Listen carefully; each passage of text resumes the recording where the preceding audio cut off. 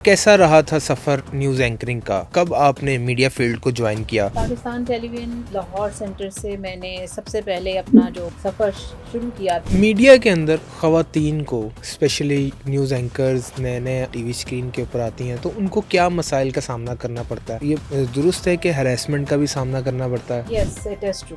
Unfortunately I remember when I was doing that, ये कहा जाता था कि आप चाय नहीं पीती बैठकर। तो मेरा आगे से जवाब ये था कि सर, अगर मैंने कोई फंबल किया है, मेरी कोई गलती है, मुझे वो बताएं और चाय को छोड़ जाने दें। बहुत सारे लोग जब मीडिया का रुख करते हैं तो वो फाइनेंशियली इतने नीडी होते हैं कि वो फिर किसी भी चीज में ढलने के लिए तैयार होते हैं। हम फीमेल बिहेव करती हैं जैसे हमें आपकी बात समझ नहीं आई, and we do this. The needy behave मत करें कि अगर खुदा ना खास्ता आपको वो चीज नहीं मिलेगी तो आपके लिए आपका करियर खत्म हो जाएगा, और बड़ा स्ट्रेट होकर अगले शख्स को बताएं कि मैं इस चीज के लिए एग्री नहीं हूँ। इशरत फातिमा साहिबा के हवाले से काफ़ी न्यूज़ में थी Exactly. वो। उन्होंने रेडियो पाकिस्तान को जब छोड़ा तो उन्होंने एक वीडियो जारी की कि मैं रिटायर नहीं होना चाहती, मुझे जानबूझ के रिटायर किया जा रहा है। फिर अता तारर साहब ने उन्हें पीटीवी में जॉब ऑफर की। आप ये समझती हैं कि उन्हें ये मुतालबा नहीं करना चाहिए था? मेरा ये ख्याल है कि यूनिवर्सिटीज में पढ़ा सकती थी वो किसी भी और जगह पर आकर, बहुत टैलेंटेड हैं। आई डू बिलीव कि हमें नए आने वाले लोगों के लिए ना जगह बना के रखनी चाहिए। कपल है, शादी हुई है उसकी, जो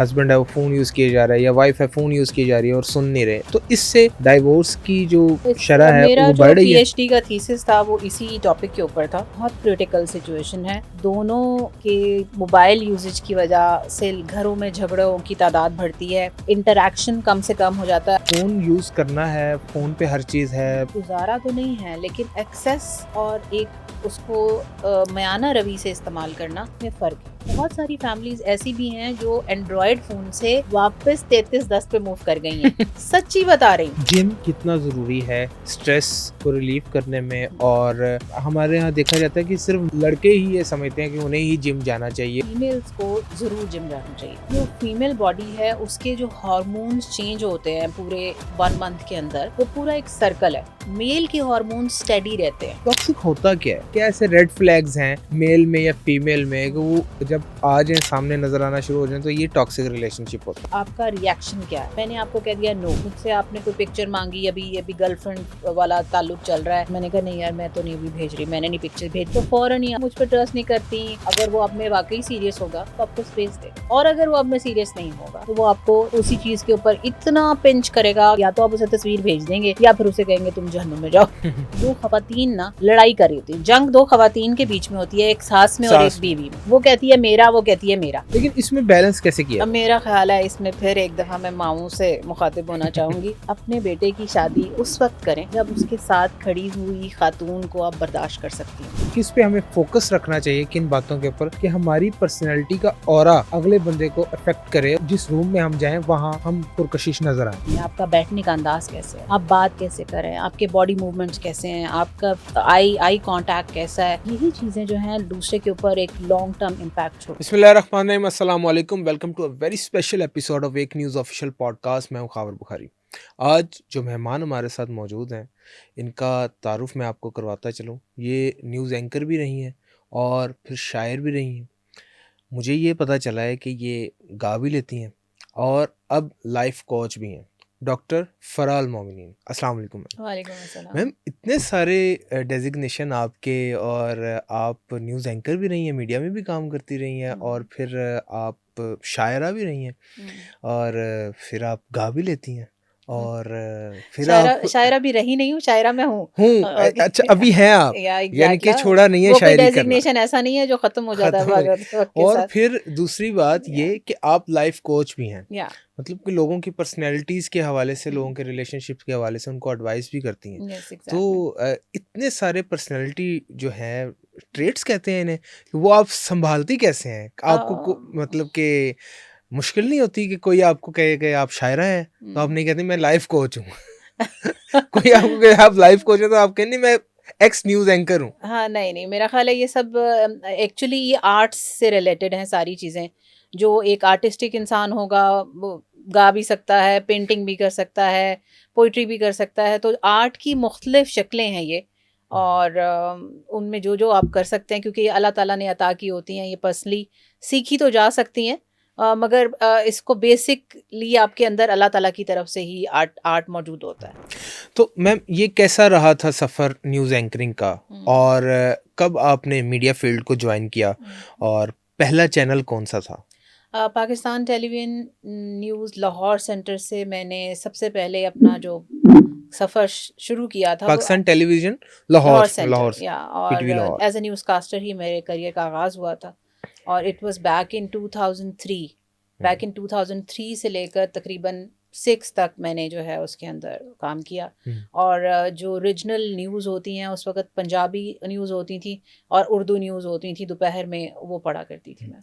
इशरत फ़ातिमा तो आपके सीनियर होंगे ना? जी, जी, वो बहुत ज़्यादा बहुत ज़्यादा सीनियर है। सीनियर जी, होंगी, तो बिल्कुल उनके ऐसा साथ है। मुलाकात रहती थी आपकी? वो नहीं, सीखा उनसे? नॉट एग्ज़ैक्टली बिकॉज़ इशरत जो थी वो इस्लामाबाद से न्यूज़ पढ़ती थी। आपने सीखा उनसे?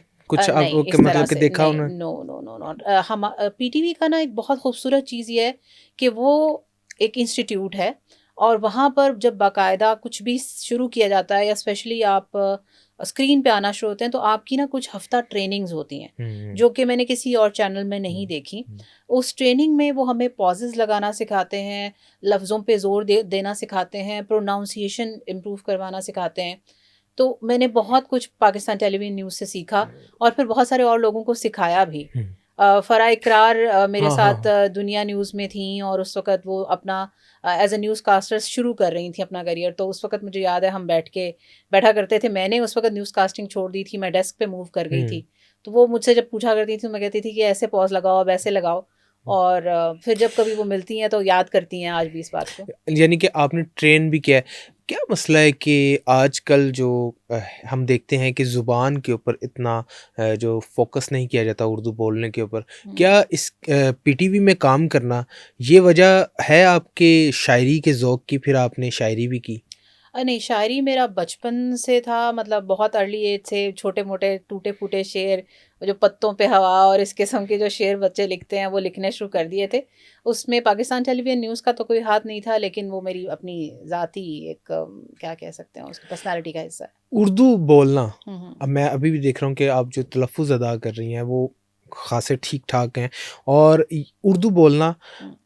वहाँ पे मुकम्मल ट्रेनिंग वहाँ पे होती है, क्लासेस होती हैं पाकिस्तान टेलीविज़न में, या फिर आपको पहले से इस चीज़ का था कि मैंने इस तरह ही बोलना है? नहीं, क्लासेस नहीं होती, लेकिन मेरी ग्रूमिंग में मैं ज़रूर कहूँगी कि पाकिस्तान टेलीविज़न का बहुत बड़ा हाथ है। हुँ, वहाँ पर बाकायदा क्लासेस नहीं होती, मगर कुछ हफ्ता हमें ट्रेन किया जाता है जब हमने स्क्रीन पर आना होता है। सही, सही। जब तक हमारी वो ओके नहीं कर देते कि हाँ जी अब ये बोल पाएंगी स्क्रीन पर, तब तक हम स्क्रीन पे नहीं आते। हुँ। अब तो इस किस्म का सिस्टम कहीं पर भी मौजूद नहीं है। डाँट पड़ी कभी आपको जब आप यंग थी, मतलब कि जब उस वक़्त जब आप न्यूज़ एंकरिंग वग़ैरह कर रही थी और कब नया-नया करियर स्टार्ट हुआ था, हम्म। तो ऐसी डाँट पड़ी हो आपको कि जिसने आपको परेशान कर दिया हो कि बस मैं यहाँ से छोड़ के, इस तरह तो मुझे कभी मेरे वालिद साहब ने नहीं डाँटा, जिस तरह न्यूज़ प्रोड्यूसर ने डाँट अच्छा, दिया? उसमें ऐसा होता है कि आपके हमारे कान में ना वो लगे होते हैं ईयरफ़ोन और आपको पता होता है प्रोड्यूसर जो भी ऊपर बोल रहा था हमें आवाज़ आ रही होती है। एक दफ़ा ऐसा हुआ कि मेरे जो हाथ थे, because I I used to drive at that time, और मेरे हाथों का और फेस का कलर काफ़ी डिफरेंट था। मतलब अभी तो दोनों एक जैसे हैं, मतलब वाइट कम्प्लेक्शन है, पर जी। उस वक़्त मेरे हाथ काफ़ी ब्लैक थे या आई डोंट नो उस पे मेकअप लगना रह गया, तो वो मुझे ना उसने प्रोड्यूसर ने मेरे मेरे कानों में आवाज़ आई कि इसके हाथ चेक करो। तो मुझे इस इट वाज़ सो एम्बैरेसिंग, तो बल्कि वो पूरी न्यूज़ मेरे लिए पढ़ना ना बहुत एम्बैरेसिंग हो गया था एकदम कि बंदा कॉम्प्लेक्स का कम, शिकार हाँ, हो। वो हो जाता है, आप डिस्टर्ब हो जाते हैं। एक एक दफ़ा ये हुआ मेरे साथ बड़ा, जो मुझे याद है आज तक। और उसके अलावा एक मेरे साथ ये हुआ कि मैंने ना न्यूज़ पढ़ते-पढ़ते किसी वज़ीर का नाम गलत पढ़ दिया। अच्छा। और उसके बाद फ़ौरन कॉल आ गई। कैन यू हुँ, इमेजिन कि 1 मिनट के अंदर कॉल, जैसे ही बुलेटिन ख़त्म हुआ वहाँ पे कॉल आ चुकी थी कि कि आपके न्यूज़ कास्टर ने मेरा नाम ठीक नहीं लिया। ओह! इतना मतलब कि तेज़ या नेटवर्क और ये एग्ज़ैक्टली, लोग देखते हैं और नोटिस करते हैं और रिस्पॉन्स भी देते हैं। मीडिया के अंदर ख़वातीन को स्पेशली जब न्यूज़ एंकर्स नए-नए टीवी स्क्रीन के ऊपर आती हैं, तो उनको क्या मसाइल का सामना करना पड़ता है? क्या ये दुरुस्त है कि हैरेसमेंट का भी सामना करना पड़ता है? Yes, it is true. It is true, unfortunately. And I remember when I was doing that, I have also gone through that. और मुझे ये कहा जाता था कि आप चाय नहीं पीती बैठकर। अच्छा, यस। मतलब कि ये कौन था, मतलब अब कि मैं नाम तो नाम नहीं तो नहीं ले बता सकते, हाँ नाम तो बिल्कुल नहीं बता नाम तो सकती। नहीं ले सकते, लेकिन हाँ आपको बकायदा चाय की ऑफर की हाँ, जा रही मतलब आप थी। चाय नहीं बैठ के चाय नहीं पीती। तो अच्छा। मेरा आगे से जवाब ये था कि सर अगर मैंने कोई फंबल किया है, मेरी कोई गलती है, मुझे वो बताएं हम्म। और चाय को छोड़ जाने दें। There is no free lunch वाला एक ये भी है। तो ये जो हरेसमेंट वाला हमारा है न्यूज़, पूरा खवातीन मीडिया के अंदर। मीडिया के अंदर, हम्म। और डॉक्टर फौजिया सईद की एक किताब भी है, yeah exactly, working with working sharks, with yeah I have sharks, read that book. ये वर्किंग विद शार्क्स। तो ये जो शार्क्स हैं इनको आप कैसे टैकल करती थी, जरा मैं आपको सख्ती मजे से? की बात बताऊं कि मैंने जो बुक पढ़ी है उनकी, और उसमें इतनी रिजेम्बलेंस है। कैन यू इमेजिन, हम कितनी ही एजुकेटेड, पढ़ी लिखी, स्ट्रॉन्ग, मतलब I believe I was a very bold female at that time also. And the second very main thing कि मुझे फाइनेंशियल कंस्ट्रेन की वजह से आई वॉज नॉट देयर। बहुत सारे लोग जब मीडिया का रुख करते हैं तो वो फाइनेंशियली इतने नीडी होते हैं कि वो फिर किसी भी चीज़ में ढलने के लिए तैयार होते हैं। मुझे फाइनेंशियल इश्यूज भी नहीं थे। ठीक है। ठीक है, मतलब मैं अपने शौक की उसके लिए आई थी। अब उसमें ये होता है कि मुझे जब इस किस्म को फेस करना पड़ता था, और फौजिया ने भी वहाँ बुक में मेंशन किया हुआ है कि हम फीमेल बिहेव करती हैं जैसे हमें आपकी बात समझ नहीं आई, एंड वी डू दिस। और ये सबसे, ये अब मैं आपसे असल सवाल की तरफ आ रहा हूँ, जो ओके। आपका वो भी है, जो आप मुझे बताएंगे भी कि ये सबसे बड़ी गलती है फीमेल की, कि वो प्रिटेंड करती हैं कि उन्हें उन्हें समझ नहीं हाँ, आई बात मगर की। उस वक़्त जब अगर आप मैच्योर नहीं हैं, आपको समझ नहीं आ रही कि मुझे कैसा रिएक्ट करना है, चूँकि उस वक़्त एज भी बहुत यंग थी, तो मोस्टली यही रिएक्शन फीमेल शो करती है कि मुझे आपकी बात की समझ ही नहीं आई। I don't know what you are actually saying. तो वो अगर आपसे कोई कह रहा है कि अच्छा चलो आप मेरे साथ खाना खा लेना, और बस हम मैरियट तक जाएँगे, या Marriott is not in Lahore, is in Islamabad, और हम मैरियट तक जाएँगे और आप खाना खा लेना और फिर हम वापस आ जाएँगे। तो इट इज़ वेरी अंडरस्टूड कि बहुत एक डीप बात वो आपको कह गया है। अब आप उसको बिहेव कर रहे हैं कि सर खाना रहने देते हैं, मैं आपको यहीं कुछ खिला देती हूँ। You know what he is saying, but you are actually you know denying the situation, and you are just telling कि नहीं नहीं सर आप ऐसे कर लें, ऐसे कर लें। तो आप प्रिटेंड कर रहे हैं कि मुझे आपकी बात समझ नहीं आ रही। शायद रख रखाव, लिहाज रखने की कोशिश करते हैं मैक्सिमम, करियर बच जाए, कि करियर ना। नो मैक्सिमम लिमिट तक हम यही कोशिश करते हैं कि अगले को इतना डिग्रेड ना करें कि मतलब अपनी शर्म लिहाज वो खुद ही अपने पास रख प्लीज ले। आप तो कॉफी भी लेना, या सारा आपकी श्योर श्योर, कॉफी ठंडी थैंक हो यू सो जाएगी। Much, thank you. जी। तो वो हम कोशिश करते हैं कि मतलब अब मैंने बताया ना कि फौजिया की बुक में भी मैंने उनकी भी बहुत सारी ऐसी सिचुएशंस पढ़ी कि एक हेड होते हुए, एनजीओ को इतनी अच्छी पोजीशन पे होते हुए, she was not able to directly say them कि मुझे ये बात समझ नहीं आ रही है, मुझे क्यों बात कर रहे हैं आप। करना क्या चाहिए? आप यंग गर्ल्स को आप मशवरा दें। मैं हम्म, चाहूँगा कि आप अगर आई कांटेक्ट भी कर लें तो कोई प्रॉब्लम नहीं है मेरे लिए। जो नए न्यूज़ कास्टर्स हैं, हम्म, यंग गर्ल्स हैं, हम्म, उनको हरासमेंट का जिनको सामना करना पड़ता है, हम्म। उन्हें आप क्या मशवरा देंगे कि करना क्या चाहिए उन्हें?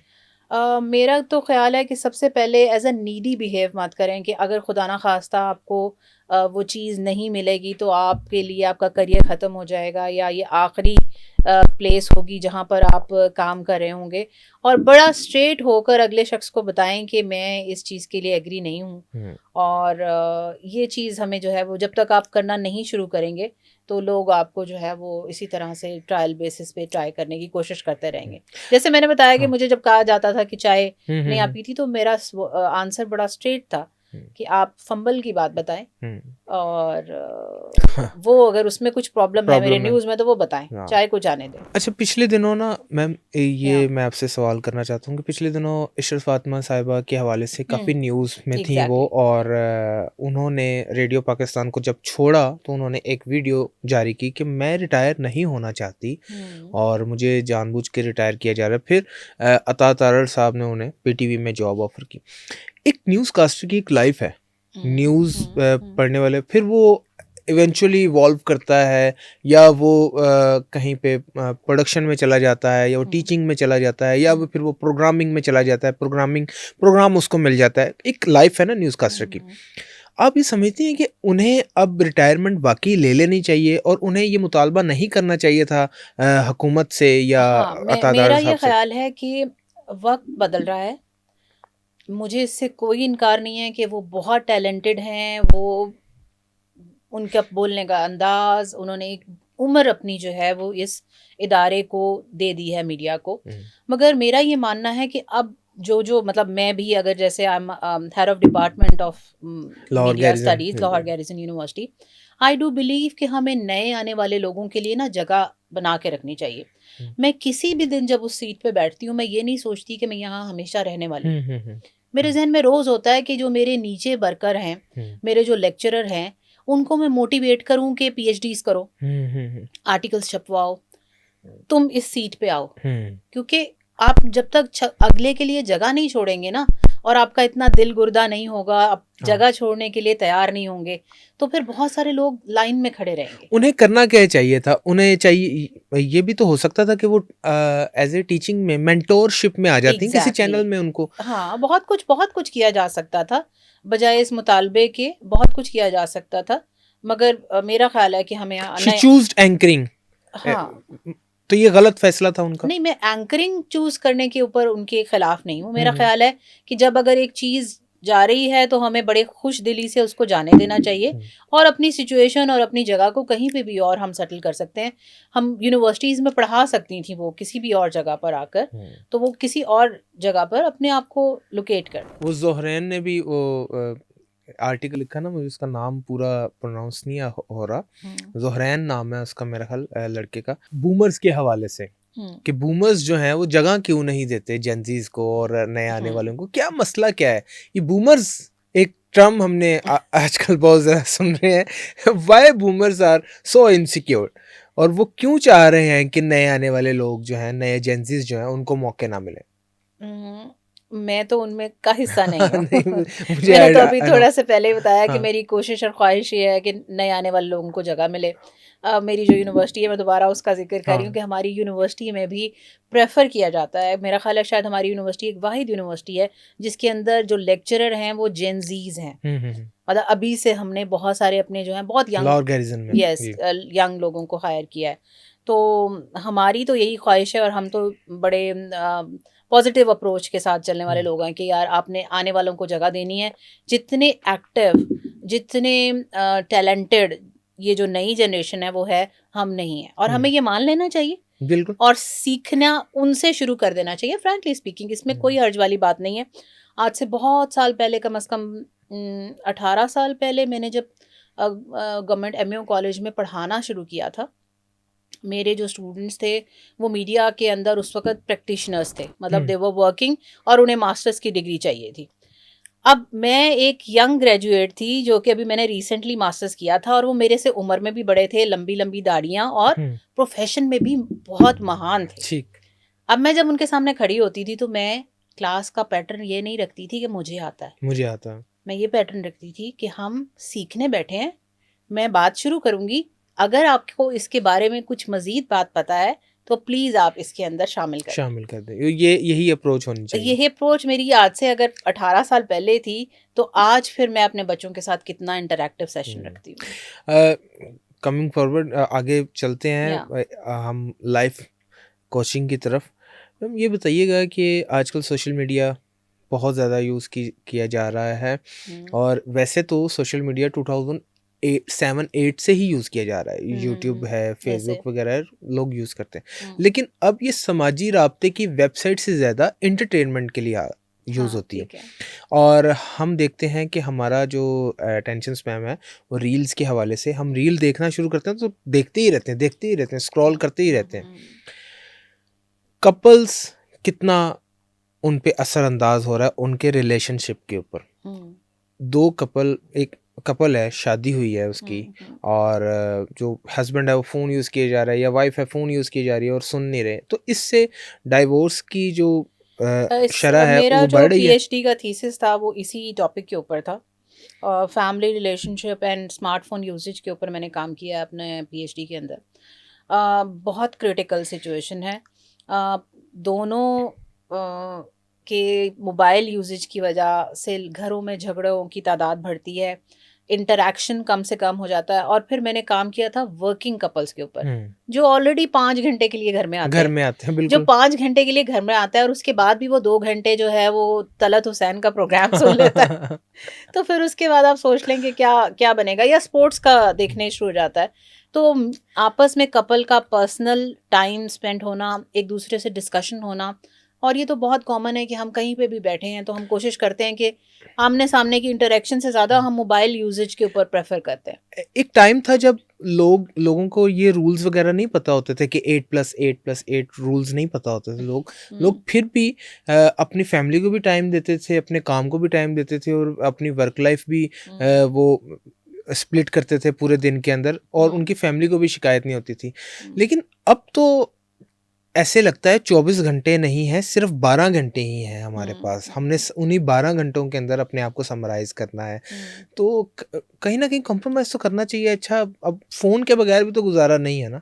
फ़ोन यूज़ करना है, फ़ोन पे हर चीज़ है, न्यूज़ देखिए, फ़ोन पे है। गुजारा तो नहीं है, लेकिन एक्सेस और एक उसको मयाना रवि से इस्तेमाल करना में फ़र्क है। अगर आप मैं ऐसी भी कुछ फैमिलीज़ को जानती हूँ, और मेरी रिसर्च के दौरान ही वो खुली, जिन्होंने ये प्लान कर लिया है कि हम इतने घंटे नेट बंद कर देंगे। वो घर पे जाके इतने घंटे के लिए नेट बंद कर देते हैं, मरते वो भी नहीं है, जिंदा वो भी हैं, मगर उनके अपने घर के म्यूचुअल रिलेशनशिप्स पे जो है वो फ़र्क है। ये हैबिट किस तरह बिल्ड की जाए? ये खुद ही करनी पड़ेगी, इसके लिए थोड़ा सख्त होना पड़ेगा अपना। Basically all of us are addicted. हम सबसे पहले उठते हैं तो अपना फोन उठाते हैं, मैसेज चेक करते हैं, हमारे सिरहाने पे पड़ा हुआ है। तो ये एडिक्शन की शदीद एक शेप है जो हमें समझ नहीं आ रही कि ये हमें नशा है, हम इसको नहीं छोड़ पा रहे। तो अगर इसको छोड़ना है तो खुद कैसे छोड़ना है? सबसे पहले फोन आप कमरे में रखना छोड़ दें, रात को आप चार्जिंग उसको बाहर लगा दें, सुबह उठते सार उसको डिसाइड कर लें कि मैंने उठते सार पहले ये काम करना है, या नमाज पढ़नी है, या जो भी आपने अपनी प्रैक्टिस आप करते हैं, आधा घंटे पहले मैंने उसको नहीं छेड़ना। तो आप यू कैन डू इट। बहुत सारी फैमिलीज ऐसी भी हैं जो एंड्रॉयड फ़ोन से वापस 3310 पे मूव कर गई हैं। सच्ची बता रही हूँ। वो कहते हैं कि हमारा पर्सनल लाइफ बहुत डिस्टर्ब हो रही है, तो फ़ोन को सिर्फ फ़ोन सुनने तक ही रखो। ये जो WhatsApp and social media and Facebook and Insta and TikTok and blah blah blah, इसकी वजह से हम जो है ना बहुत तंग हो रहे हैं। बीइंग अ लाइफ कोच, आप क्या सजेस्ट करेंगी कि एक जो 27 से 28 साल का नौजवान है, चाहे वो लड़की है लड़का है, उसे अपने दिन की रूटीन को कैसे मैनेज करना चाहिए, और कैसे वो अपनी फैमिली को भी टाइम दे और बोर ना हो? देखिए, बोर ना होने के लिए जब तक आप अपनी फैमिली के अंदर एंटरटेनमेंट नहीं ढूंढेंगे ना, हम मतलब आई डोंट नो आपकी मुझसे एज कितना डिफरेंस है, मगर हमने तो अपने घर में लूडो खेली है, कैरम बोर्ड खेला है, अपने बहन भाइयों के साथ गुड़ियां भी उड़ाई हैं, बैट बॉल भी खेला है, सब कुछ किया है। मेरा ख्याल है कि 2005 तक, अगर कोई 1997 जैसे मिसाल के तौर पे मैं अपनी बात करूं, तो 2005 तक या 7-8 तक तो इस तरह की एक्टिविटीज घरों में होती थी। Yes exactly. तो अब आहिस्ता आहिस्ता बोर्ड गेम्स खत्म हो गई हैं, अपनी फैमिली के साथ बोर्ड गेम्स खेलना शुरू करें। अगर आप फिजिकली बैडमिंटन खेलें या और भी कोई चीज़ खेलें, तो अगर वहां तक नहीं जा पा रहे तो बोर्ड गेम्स से स्टार्ट लें। मैं आपसे एक एक्टिविटी कर सकता हूँ? मैं Yeah, आपसे sure. पूछता हूँ Yeah, sure. कि सैटरडे को, हाँ। सैटरडे आपका ऑफ है, ठीक है, आपके पास सैटरडे वीकेंड पर लाहौर के अंदर क्या एक्टिविटी है अपनी फैमिली के साथ करने के लिए? मैं अपनी फैमिली के साथ डेफिनेटली, अगर मैं लाहौर के अंदर देखूं तो मुझे तफरी क्या है? मुझे मेरे लिए डिफिकल्ट है ढूंढना। वैसे अभी तो मुझे आज पता है कि रेडियो पाकिस्तान की छत के ऊपर कवाली नाइट है, तो आई कैन गो देयर। तो इस किस्म की भी एक्टिविटीज हुई। मतलब अनफॉर्चुनेट नहीं है ये थोड़ा सा? मैं अगर आपसे पूछना चाहूँ कि हमारी फैमिलीज के पास, हमारे पास सिवाय तिक्के कबाब खाने के या गोश्त खाने के कोई वीकेंड के ऊपर तफरी नहीं है, एक्टिविटी नहीं है। तो इस खला को भी मोबाइल दूर करता है। लोग फिर अपना मोबाइल यूज तो करते रहते हमने हैं। खुद बना लिया ना। देखिए, मदर ने खुद बना लिया है कि वो मोबाइल में गुम हो गई है, बच्चा बच्चा तंग कर रहा है, उसको भी मोबाइल थमा दिया है। ये तो खुद हमने किया है ना अपने साथ, अपने आप को एडिक्शन कर डालते जा रहे हैं।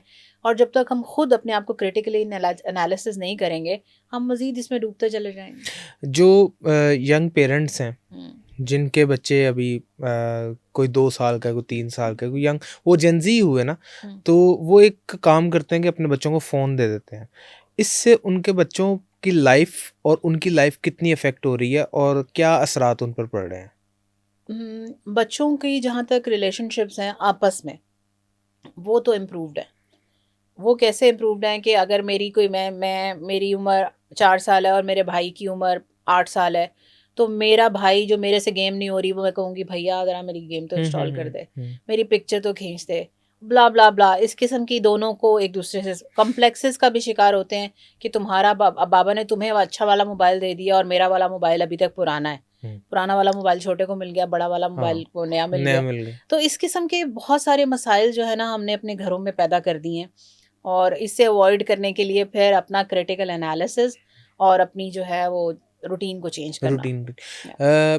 जिम कितना ज़रूरी है स्ट्रेस को रिलीव करने में, और ख़ास तौर पे जो कपल्स हैं उन दोनों, हमारे यहाँ देखा जाता है कि सिर्फ मेल लड़के ही ये समझते हैं कि उन्हें ही जिम जाना चाहिए और वो ही। मैं आपको एक बड़े मज़े की बात बताऊं, बल्कि फीमेल्स को ज़रूर जिम जाना चाहिए या एक्सरसाइज करनी चाहिए या वॉक करनी चाहिए। उसकी वजह क्या है? उसकी वजह ये है कि जो फीमेल बॉडी है उसके जो हार्मोन्स चेंज होते हैं पूरे 1 मंथ के अंदर, वो पूरा एक सर्कल है। मेल के हार्मोन्स स्टेडी रहते हैं, एक ही जैसे रहते हैं पूरा महीना, उसमें कोई चेंज नहीं आता, पूरा लाइफ कोई चेंज नहीं आता। फीमेल के हार्मोन्स में चेंजिंग्स होती हैं। जब उनके हार्मोन्स में चेंजिंग्स होती हैं पूरे मंथ के अंदर, उनके मूड स्विंग्स आते हैं। मतलब वो कभी बहुत खुश रहती हैं, कभी एकदम सैड हो जाती हैं। मतलब अगर आपने उसको सुई भी चबो दिया ना तो वो रोने लग जाएगी कि भाई मुझे इसने सुई क्यों चबो दी। उसको लगेगा कि मुझे पता नहीं इसने क्या कर दिया है। उस वक्त उसके हार्मोन्स इम्बैलेंस हुए हैं। अब अगर आपने अपने हार्मोन्स को ठीक रखना है और आप चाहते हैं कि आपके हार्मोन्स आपको इतनी बुरी तरह इफेक्ट ना करें कि आपके मूड स्विंग्स आपके रिलेशनशिप्स को इफेक्ट करने लगे, तो अपने आप को फिजिकल एक्टिविटी में बिजी रखना बहुत ज़रूरी है। तो मेरी सारी फीमेल्स से यही रिक्वेस्ट है कि अपनी एक घर की रूटीन ज़रूर बनाएं, चाहे आप जितनी भी मसरूफ़ हैं। तो वॉक की रूटीन कम से कम हाफ एन आवर जो है वो आप वॉक मस्ट कर लें अपनी लाइफ के लिए, ताकि आपके मूड स्विंग्स आपके घर के माहौल को ख़राब मत कर सकें। ये हम देखते हैं कि जो कम्युनिकेशन गैप है, कपल्स इससे कितना अफेक्ट होते हैं, और क्या ये बात दुरुस्त है कि जिन कपल जो शादीशुदा जोड़ा जो मियाँ बीवी आपस में कम्युनिकेट नहीं करते, उनकी डाइवोर्स जल्दी हो जाती है या फिर उनमें सेपरेशन हो जाती है? अच्छा, ये जो है ना कम्युनिकेशन, ये एक इतनी ज़रूरी चीज़ है कि अगर ये प्रॉपर तरीके से ना की जाए तो ताल्लुक जो है वो बिल्ट अप हो ही नहीं सकता। कम्युनिकेशन इज़ अ की ऑफ दिस रिलेशनशिप। अब कम्युनिकेशन करना और फिर कम्युनिकेशन को ग्रास्प करना, समझना। मैंने तो आपको कम्युनिकेट कर दिया, मुझे आपकी बात पसंद नहीं आई, मगर आप इमोशनली मैच्योर ही नहीं हैं, आप मेरी बात को हैंडल नहीं कर सक रहे और आप आगे से मुझे ही कहे जा रहे हैं तो तुम अपना दिमाग ठीक कर लो। तो फिर तो तुम अपना दिमाग ठीक करो, तुम्हें नहीं अच्छी लग रही तो फिर मैं क्या करूं? मैंने 2 चीजें कर ली हैं, या तो मैं डिफेंसिव हो गया हूँ या मैं ऑफेंसिव हो गया हूँ, डिनाइल में चला गया हूँ। मैंने कहा मैंने तो कहा ही नहीं था। तो मतलब मैंने कम्युनिकेशन तो अगली ने कर दिया, अब अगली ने आपको कम्युनिकेट कर दिया, आपने उसको टैकल ही नहीं किया। फ्रैंकली स्पीकिंग, अब गैस लाइटिंग भी करने लग देते हैं कि ये। हाँ, मतलब वो गैस लाइटिंग भी जो है कोई हिस्सा है उसका। मगर मेरा ये ख्याल है सबसे ज़्यादा ना इसमें रोल मदर्स को प्ले करना चाहिए अपने। जहाँ पहले कभी हम सोचते थे ना कि हमारी बच्चियों के अल्लाह ताला नेक नसीब करे, वहीं अब ये सोचें कि अपने बेटों को सिखाएं और समझाएं कि हमने ख़वातीन को हैंडल कैसे करना है, उनके साथ बात कैसे करनी है, उनको क्या ऐसा करेंगे जिसकी वजह से वो हमारे साथ खुश रहेंगी। This is very very important, और फीमेल जो है वो इसमें एक बहुत बड़ा रोल प्ले कर सकती हैं माएँ। अच्छा, एक और चीज़ आपसे जानना चाह रहा था कि जो टॉक्सिक रिलेशनशिप है, टॉक्सिक रिलेशनशिप हम टर्म तो यूज़ करते हैं, ये टॉक्सिक है। टॉक्सिक होता क्या है? क्या ऐसे रेड फ्लैग्स हैं मेल में या फीमेल में कि वो जब आ जाएं, सामने नजर आना शुरू हो जाएं, तो ये टॉक्सिक रिलेशनशिप होता है? जैसे मैंने भी कहा कि आपका रिएक्शन क्या है। मतलब मैंने आपको कह दिया नो, मुझसे आपने कोई पिक्चर मांगी, अभी गर्लफ्रेंड वाला ताल्लुक चल रहा है, आपने मुझसे कहा पिक्चर तो भेजना, मैंने कहा नहीं यार मैं तो नहीं अभी भेज रही, मैंने नहीं पिक्चर भेजनी है, मैं पिक्चर शेयर नहीं करती, मेरी बाउंड्री है, मैं पिक्चर शेयर नहीं करती। तो फौरन ही तुम मुझ पर ट्रस्ट नहीं करती, मेल ईगो हर्ट हो जाती है तो मुझ पर ट्रस्ट नहीं करती। अगर तो वो सेंसिबल इंसान होगा तो वो आपको स्पेस देगा, ओके, ठीक है। अगर तो बहुत सेंसिबल इंसान होगा तो अगर वो आप में वाकई सीरियस होगा तो वो आपको स्पेस देगा। और अगर वो अब में सीरियस नहीं होगा तो वो आपको उसी चीज के ऊपर इतना पिंच करेगा कि इतना पिंच करेगा, या तो आप उसे तस्वीर भेज देंगे या फिर उसे कहेंगे तुम जहन्नुम में जाओ। तो ये जो है ना और फीमेल के अंदर जो टॉक्सिक हो जाती हैं, उनकी क्या पहचान है? टॉक्सिक वर्ड मैं यूज कर रहा हूँ। हम बहुत सारे टॉक्सिक का मतलब ये है कि जिसमें रहते हुए ना आप अजियत में चले जाए, ठीक। और सिक्योर का मतलब ये है, या हैप्पी का मतलब ये है जिसमें आप दोनों ग्रो करें, आपको पेन ना हो। इवन ये जो हम किसी के साथ अटैचमेंट भी नेगेटिव है। हम समझते हैं कि attachment is a very good thing, मुझे बहुत अच्छा लग रहा है, बटरफ्लाइज हो रहे हैं, मैसेज आ गया, टिन टिन टिन, मैंने जवाब दे दिया, उसने जवाब दे दिया, we are in touch with each other, but this is not good, this is not healthy.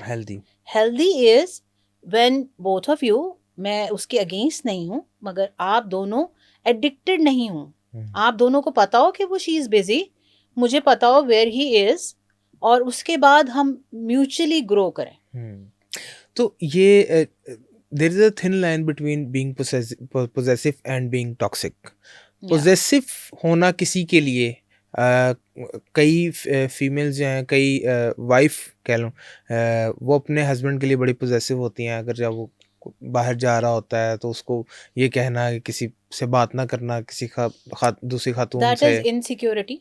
ठीक है, पोजेसिव भी एक हेल्दी चीज नहीं है किसी भी सूरत में ली जाए। रिलेशनशिप पे जब तक आप ट्रस्ट नहीं करेंगे ना, तो वो रिलेशनशिप चल ही नहीं सकता।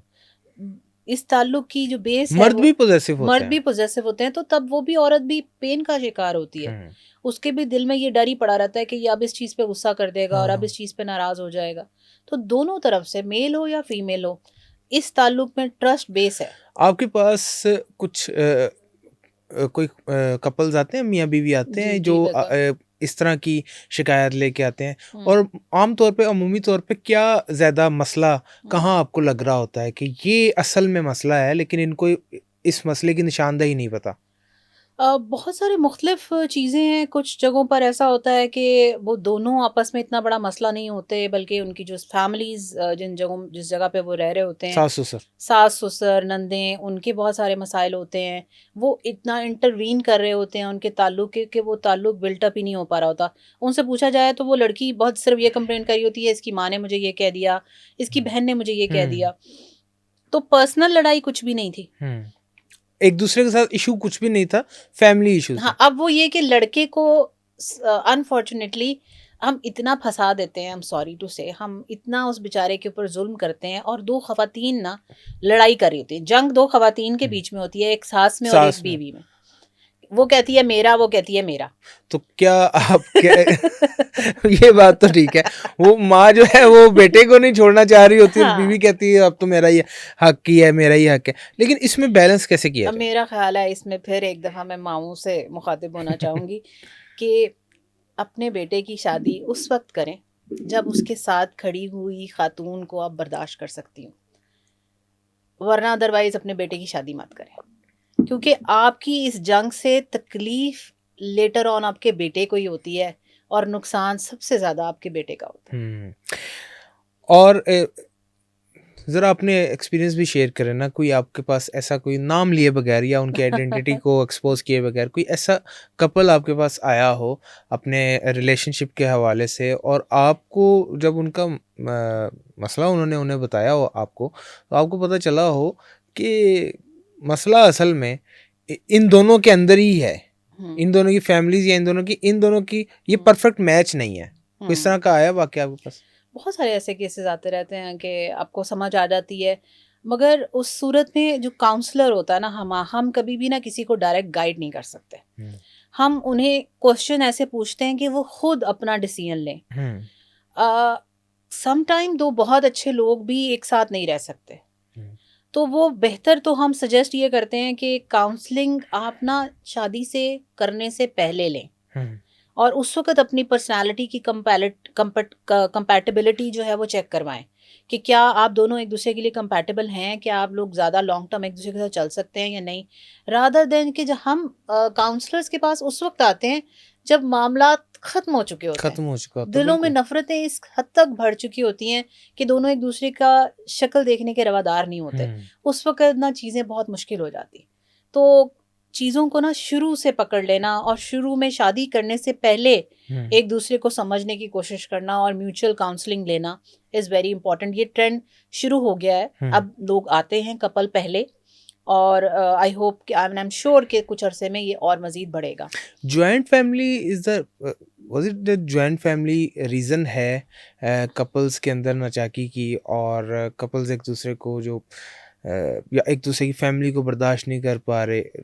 आप क्या कहेंगे कि अगर कोई खातून ये डिमांड करती है उसे सेपरेट घर लेना है या सेपरेट रहना है, तो वैलिड है? मेरा जो है इसमें ज़ाती राय ये है कि, और मैं अगर उसको रिलीजन के साथ भी अटैच करूँ तो सबको ही पता है कि ख़ातून की ये ज़िम्मेदारी नहीं है कि वो लड़के के पेरेंट्स को ख्याल रखे। अगर वो रखती है तो ये उसकी तरफ से एक एहसान है जिसको कि उस मर्द को मानना चाहिए। फिर दूसरी चीज़ कि ये एक बहुत इम्पॉर्टेंट चीज़ है जो मैंने विद द एज और टाइम समझी है कि बहुत सारी झगड़ों की जो शुरुआत है ना, वो किचन से शुरू होती है। फीमेल अपने घर से 22-23 साल की है, 25 साल की है, वो शादी करके आई है, उसका खाना बनाने का एक ख़ास तरीका है जो उसने 25 साल में सीखा है। अब उस 25 साल बाद जब वो घर किसी शादी के घर करके जाती है तो जो वहाँ सास बैठी होती है वो कहती तू इंज नहीं इंज पा, एंड नमक इन्ना नहीं इन्ना कर। अब वो लड़की कंफ्यूज होती है कि मैंने तो 25 साल ये सीखा था, अब मेरे लिए बिल्कुल ऑल टुगेदर एक नया चेंज आ गया, और वो उसको करने के लिए कहा जाता है फोर्सफुली, और अगर वो नहीं करती तो उसके ऊपर बातें बनाई जाती हैं।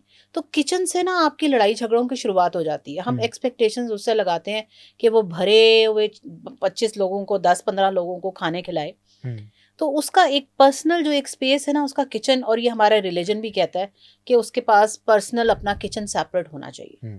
तो वो उसको अगर हम किचन सेपरेट दे दें, वो रहे फैमिली में साथ, और उसके ऊपर इतनी ज़्यादा कंपल्शन ना हो, वो खुशी से करना चाहे तो खुशी से करे, तो वो ताल्लुक मेरा ख्याल है वो ज़्यादा अच्छे से बेहतर बिल्डअप हो सकता है। मैम पर्सनैलिटी, अब थोड़ी सी बात कर लेते हैं पर्सनैलिटी के हवाले से।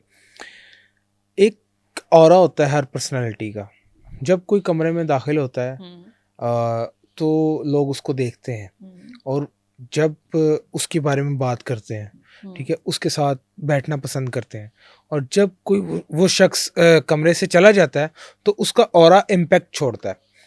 क्या ऐसा करना चाहिए? कौन सी ऐसी 3 चीज़ों को हमें, या आप 3 चीज़ों में आपको बाउंड नहीं करता, आप जितनी मर्जी बता दें, किस पे हमें फोकस रखना चाहिए, किन बातों के ऊपर कि हमारी पर्सनैलिटी का ऑरा अगले बंदे को अफेक्ट करे और अगले बंदे, हम जिस रूम में हम जाएं वहाँ हम पुरकशिश नज़र आएँ? ओके, उसके लिए ये है सबसे इम्पोर्टेंट बात कि अपनी ग्रूमिंग पे फोकस करें। अपनी आपकी जितनी पर्सनालिटी ग्रूम्ड होगी ना, उतना ज़्यादा आप इम्पैक्ट छोड़ेंगे। फॉर एग्ज़ाम्पल एक बहुत वायरल हमारा जो था इंटरव्यू था इमरान खान का, जो कि कासिम अली शाह ने किया था, बिल्कुल। अच्छा, अब कासिम अली शाह जिस अंदाज में बैठे हुए थे इमरान खान के साथ, मतलब मैं बैठ के दिखाऊं मतलब उनके उस बैठने से वो ऐसे झुक के आगे, वो ऐसे एग्जैक्टली मतलब के वो जिस अंदाज में बैठे हुए थे उस अंदाज से साफ जाहिर हो रहा था कि वो उस शख्सियत से मरूब है। अब जब आप खुद इतने जाने माने जाते हैं, आप खुद एक बहुत बड़ी पर्सनालिटी हैं, लोग आपको आप इसी बात पे तो जानते हैं कि आप लोगों को ग्रूम करना सिखाते हैं और बात करना सिखाते हैं और बैठना सिखाते हैं, और वहीं जब आप किसी एक शख्सियत के सामने जाके बैठे हैं तो आपका बैठने का अंदाज बदल गया है, आप एकदम उनके साथ झुक गए हैं उनके, तो असल में आपने वहाँ अपना आप लूज कर दिया। उसकी वजह से उन्हें बहुत सारी तनकीद का निशाना भी बनाया गया, फिर उनके ऊपर काफ़ी क्रिटिसिज्म होता रहा इस बात पे, फिर उन्होंने चूंकि उनकी सीट भी ले ली तो वो उसके ऊपर भी वो गवर्नमेंट की एक पोजीशन ले ली, उसके ऊपर भी काफ़ी क्रिटिसिज्म हुआ, और वापस उन्हें दोबारा वही फेम गेन करने के लिए काफ़ी टाइम लगा। तो अभी भी लोग उनको तनकीद का निशाना बनाते हैं। तो क्या है कि आप देखो, सिर्फ एक पोस्चर, एक बॉडी पोस्चर ने एक इंसान की पर्सनालिटी को कहाँ से कहाँ ले आया, धड़म से गिरा दिया उन्हें। तो ये सब चीज़ें आपको ऑरा डेवलप करती हैं, आपका बैठने का अंदाज कैसे है, आप बात कैसे करें, आपके बॉडी मूवमेंट्स कैसे हैं, आपका आई कांटेक्ट कैसा है, यही चीज़ें जो हैं दूसरे के ऊपर एक लॉन्ग टर्म इम्पैक्ट छोड़। और बाज़ लोगों को इस चीज़ से बड़ी डिप्रेशन हो जाती है, और मैंने तो ऐसे लोग देखे भी हैं जो बड़े ना घुटे-घुटे से, दबे-दबे से रहते हैं। उनका ऑरा जो है वो या तो होता ही नहीं है, या बड़ा ऑरा माइनस में चला जाता है उनका, उनकी अपनी हेजिटेशन की वजह से।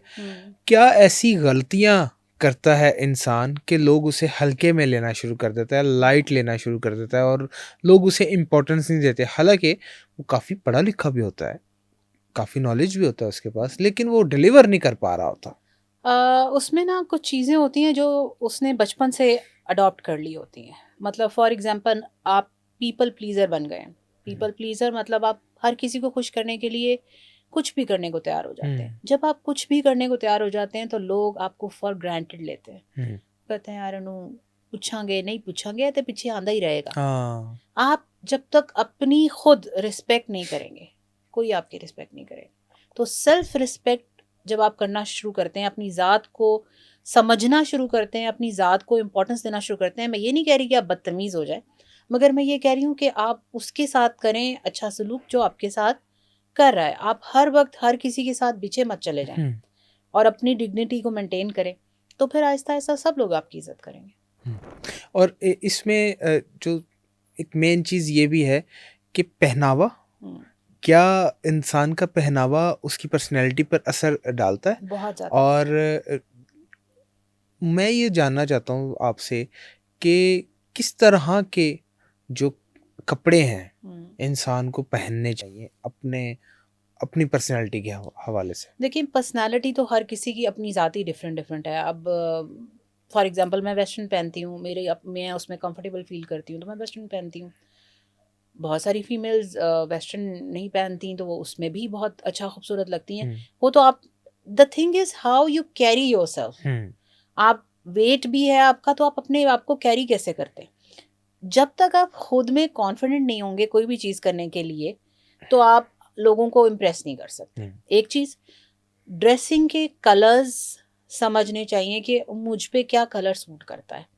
मैं कॉम्बिनेशंस होते हैं और आप आजकल तो आपको पता है ऐप्स इतने आ गए हैं और इतनी इतनी इंफॉर्मेशन रिच। अगर आप ज़रा सा थोड़ा सा गौर करें कि यार मैं कौन सा मेरा ये स्किन कलर है, मैं इसके साथ कौन सा कलर कॉम्बो पहनूं, तो आपको 1000 चैट जीपीटी जो है ना वो आपको बता देगा, इवन पिक्चर्स के साथ डिलीवर कर देगा। Which 3 कलर्स यू प्रेफर कि आप जब आपके पास कोई इस लाइफ के हवाले से एडवाइस लेने आता है, तो कौन से ऐसे कलर्स हैं जो पावरफुल हैं, जो इम्पैक्टफुल हैं और मेल फीमेल दोनों को वेयर करने चाहिए अपने रोज़मर्रा? नहीं, मैं ये ऐसे नहीं बता सकती। हर पर्सनालिटी के लिए उसका अपना अपना कलर है। जेनेरिक कोई भी नहीं है? नो, उसके अपने कम्प्लेक्शन के साथ है ना। अब मेरे पे पीच कलर सूट कर रहा है, इसका मतलब ये थोड़ी है कि आप पे भी सूट करेगा। हाँ, नहीं सूट करेगा मेरे पे। मैं पहन के देखा था। तो this is what I am telling you कि हर किसी की अपनी पर्सनालिटी है, हर किसी का अपना स्किन टोन है ना। उस स्किन टोन के साथ क्या जाएगा वो ही पता लगेगा, वो उस स्किन टोन के हिसाब से ही हम ब्लैक इज समथिंग के जो हर स्किन टोन के साथ आप लोग पहनते हैं, अच्छे लगते हैं, सभी को तकरीबन सूट करता है, but still we can't say that. ठीक। वाइट बहुत लोगों को, वो सब लोगों को अच्छा लगता है, बट स्टिल वी कांट, इसको हम जेनरिक नहीं कर सकते। लास्ट सेगमेंट की तरफ जाऊंगा। मैम डिग्री के हवाले से बात करना चाहूँगा। आजकल यूनिवर्सिटीज़ में डिग्रीज तो हैं लेकिन स्किल्स नहीं हैं। आपके पास कुछ ऐसे स्टूडेंट्स आते हैं जो डिप्रेशन का शिकार हों, या वो डिग्री करके तो डिग्री तो मिल ही जाती है लेकिन आगे फिर जॉब्स नहीं मिलती, क्योंकि जब वो मार्केट में जाते हैं तो इतने कंपेटेबल नहीं होते बात करने में, गुफ्तगू करने में, या फिर अपने स्किल्स को प्रेजेंट करने में वो रह जाते हैं। तो क्या मशवरा देना चाहेंगे उन्हें? अच्छा, मैं फिर माजरत के साथ एक दफ़ा फिर अपनी यूनिवर्सिटी को इसमें क्रेडिट दूंगी। हमारी यूनिवर्सिटी में आप माजरत ना करें मुझे, इसलिए क्योंकि मुझे समटाइम लोग कहते हैं कि जी आप अपनी यूनिवर्सिटी का या अपने इदारे का नाम ना लें। तो गैरिसन यूनिवर्सिटी की ये खासा है कि हम ना वहाँ पर स्किल बेस्ड जो है बच्चों को ट्रेनिंग के ऊपर स्पेसिफिक हमारा फोकस है, हमारे वीसी का भी और हमारी जो टीचर फैकल्टी है उसका भी। एंटरप्रेन्योरशिप हम उन्हें स्पेसिफिकली सिखाते हैं। हम उन्हें कहते हैं जॉब नहीं ढूंढने जानी, हम्म, जॉब्स क्रिएट करना सीखें। क्रिएट करना सीखो। और उसको फर्स्ट सेमेस्टर से ये कहा जाता है कि प्रॉब्लम ढूंढो, प्रॉब्लम का हल बताओ, और हम सब मिलकर उसके साथ उस काम में लग जाते हैं। मतलब फॉर एग्जांपल हमारे एक फर्स्ट सेमेस्टर के स्टूडेंट ने आकर कहा कि हमारा जो यूनिवर्सिटी में जब स्टूडेंट कोई नया आता है तो उसको बहुत सारे प्रॉब्लम फेस करने पड़ते हैं। मैं नया आया था, मुझे जगहों का नहीं पता लगता था। मैं नया आया था, मुझे टीचर्स की समझ नहीं आती थी। मैं नया आया था, मुझे नोट्स नहीं पता था कहाँ से लेने हैं, इस टीचर के को ढूंढना कैसे है। तो उसने कहा कि मैं जनरेट करना चाहता हूँ, एक पूरी कमेटी बनाना चाहता हूँ। वीसी के पास गया, वीसी साहब ने कहा प्लान बनाओ, करो। तो फर्स्ट सेमेस्टर से उसने एक पूरा ग्रुप बनाया, ग्रुप बना ली, और बॉडी अब बना ली एक। हाँ, पूरी एक बॉडी बनाई यूनिवर्सिटी के अंदर। और अब जो ओरिएंटेशन में स्टूडेंट्स आते हैं वो अपने साथ हर जो डिपार्टमेंट है वहाँ से सीनियर्स को लेके जाता है और उनको वो सिखाता है कि जी कैसे आपके सीनियर्स आपको वो नॉमिनेट कर दी। जो आपने शायद बाहर की यूनिवर्सिटीज में भी ऐसा होता है कि एम्बेसडर ऐड कर देते हैं और वो वही उनको फिर बताते हैं कि तुम्हें क्या चाहिए, किधर से मिल सकता है। तो वो यहाँ पर हमने अपने यूनिवर्सिटी में स्टार्ट कर दिया क्योंकि उसने सोचा, हमने कहा बिस्मिल्लाह। आज़ाद चाय वाला आपने सुना होगा नाम। हाँ, वो कहते हैं कि डिग्रियां ना करो, डिग्रियां जो है वो स्किल्स पे फोकस करो। आपको लगता है कि डिग्रीज जो नहीं करनी चाहिए और स्किल्स पे ही फोकस देखो, मैं करना ये चाहिए? नहीं कह सकती कि नहीं करनी चाहिए, मैं ये कह सकती हूँ कि करनी चाहिए और स्किल साथ में लेना चाहिए। ऐसा नहीं है कि डिग्री आपको बहुत ग्रूम करती है, आपको सिखाती है बहुत कुछ चीज़ें। हर चीज़ आप घर बैठ के नहीं सीख सकते। बहुत सारी चीज़ें आप लोगों के साथ इंटरेक्शन से सीखते हो, आपको कंपटीशन मिलता है फिर आप सीखते हो। बहुत सारी चीज़ों का आपके ऊपर प्रेशर पड़ता है, फिर आप प्रेशर को मैनेज करना सीखते हो। तो ऐसा नहीं है कि डिग्री आपको कुछ भी नहीं दे रही होती।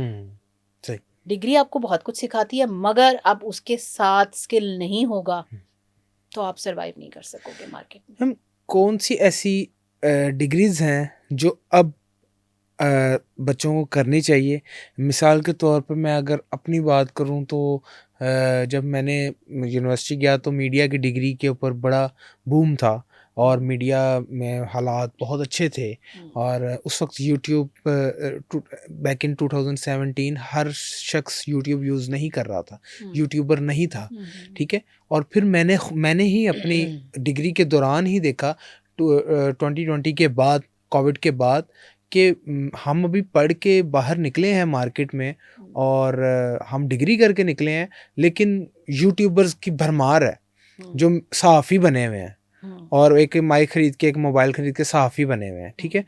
तो मैं बड़ा डिप्रेस हो गया, परेशान हो गया कि या अल्लाह, मैं इतना पैसा लगा के, इतना मैंने स्किल सीख के डिग्री कर ली है, मेरी तो वेस्ट हो गई है। तो मैट्रिक फेल भी अपने आप को सहाफ़ी कही जा रहे हैं यहाँ पे। तो कौन सी ऐसी डिग्रीज अब करनी चाहिए स्टूडेंट्स को जो उनको आगे चल के, आगे आने वाले सालों में मदद करें? हर वो काम करना चाहिए जो आपका करने का दिल करता है। मतलब अगर आपको म्यूज़िक पसंद है ना, तो आप म्यूज़िक की डिग्री लें। अगर आपको मैथ्स पसंद है तो आप मैथ्स की डिग्री लें। और अगर आपको बायोलॉजी पसंद है, केमिस्ट्री पसंद है, जिसके आजकल स्कोप ख़त्म होते जा रहे हैं, लेकिन अगर आपका ज़ाती इंटरेस्ट है उसमें, तो बराए मेहरबानी उसकी डिग्री लें। आपको पता है हमने कर क्या दिया है?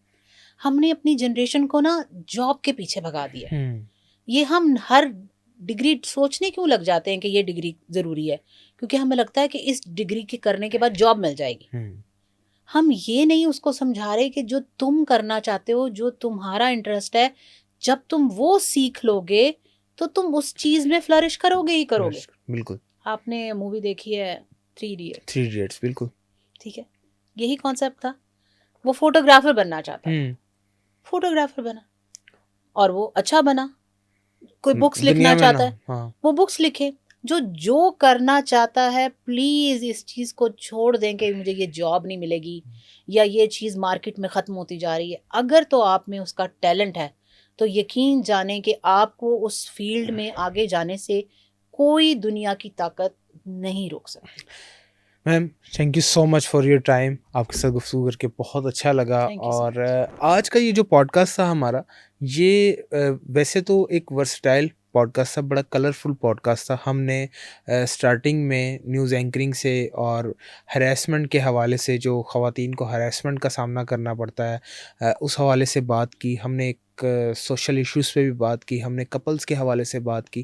फिर हमने आखिर में आपको ये बताया कि उन स्टूडेंट्स के लिए हमने आखिरी सेगमेंट रखा जो डिग्री कर रहे हैं, साथ स्किल नहीं सीख रहे। उनके लिए एक वार्निंग भी है, ट्रिगर वार्निंग भी है कि अगर आप डिग्री के साथ स्किल्स नहीं सीख रहे तो अपने साथ जुल्म कर रहे हैं। और साथ ही साथ उन स्टूडेंट्स को भी एक मैसेज दिया जो ये समझ रहे हैं कि स्किल सीख लें, डिग्री ना भी हो तो कोई फ़र्क नहीं पड़ता। Both are essential, both are useful अगर आप स्किल्स और डिग्री को बैलेंस रखेंगे। ये था हमारा आज का पॉडकास्ट। दुआओं में याद रखिएगा, अपना बहुत सारा ख्याल रखिएगा। अल्लाह हाफ़िज़ नासिर।